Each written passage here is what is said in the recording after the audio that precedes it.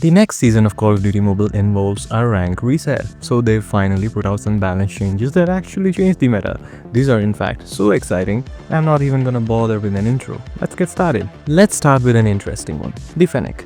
Guns like the VMP have came, which kind of replaced this gun. However, it's got an ADS time reduction, a hit flinch reduction, and the extended light barrel gives you more range now. All of these were problems with the gun, especially the hit flinch, so these are very welcome changes, and this gun at least might be usable as an off-meta option now if you were a fan of it. The Swordfish has gotten its burst interval reduced, which actually does not affect one of the key problems of this gun, which is the burst delay taking too long, and it's also kind of clunky to use for most players. However, if you can make use of a good burst weapon, it's even stronger now, as this happens to be one of the better passive weapons out there. If you can manage the burst, of course. The KSP-45. Its damage profiles and its range profiles have been buffed. You can see the changes up on screen right now. These buffs do not really change this gun's key problems, which is the fact that it's pretty hard to get a one burst with it.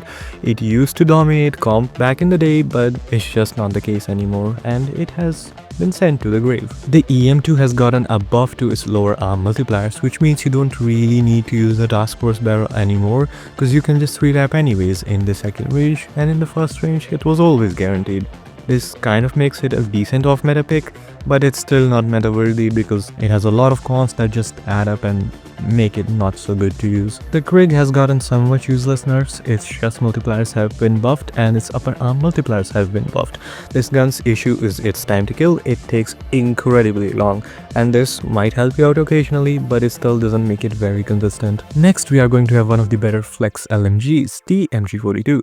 Its VDD skeletal stock has been nerfed, and its 250 round magazine has been nerfed. The 250 round mag nerf makes you even slower now, as its movement speed has been hit, which means that those annoying spammers will take a while to get there, but once they do get there, they will still spray down lanes for 5 years and you will have no option but to find another path, because they seemingly never run out of ammo. The CBR4 might be seeing a return to its throne. Its range profile has been improved, but here's the big one. Its stomach multis have increased to 1.1x. This actually makes you have a rather consistent time kill of 225 milliseconds, and this gun can now serve as a RAM 7 replacement. Its only cons would be hit flinch, but in most other categories it tends to fare better. It can also potentially replace the Extend 4. This is going to be a very interesting next season and definitely worth checking now. It even might enter our top 10 list, it just needs some play testing. The Grau 556 has gotten an ADS BSA buff to its Archangel barrel, but this is not one of the gun's key issues, it's time to kill. So this gun is gonna remain mostly the same in effectiveness. The Razorback 2 has gotten a buff to its rapid fire perk. It's just a slight range increase, so it's nothing too noteworthy. Next we have an LMG that reigned supreme back in the day, and it would be pretty annoying if it made a resurgence to the meta, the Chopper. Its strafe speed has been buffed, but it's nothing too significant for an LMG. But the next two changes are, its BSA is improved, which will help you when you're just hard scoping stuff, and the STF delay is reduced, which was actually one of the slower things about this LMG and kind of annoying. So if you like very easy to use guns, as this gun is still viable even today, definitely check it out next season. If you don't have the best aim in the game, this change could just be for you. The M16 Wildfire. It's getting a heavy recoil reduction, and if it's significant enough, this gun has shotgun aim assist, which is going to imply it's going to be a very easy to use weapon for those longer ranges and might be worth checking out if your accuracy happens to be in the single digits. Also,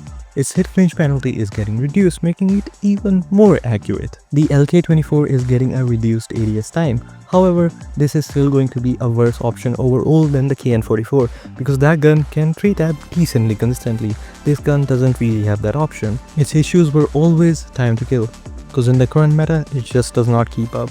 However, as a passive weapon, it's still decent, but you don't benefit that much with fast ADS times for passive weapons. Next, we have the Pharaoh. Its damage profile is improved in the third phase and its hip fire spread is reduced.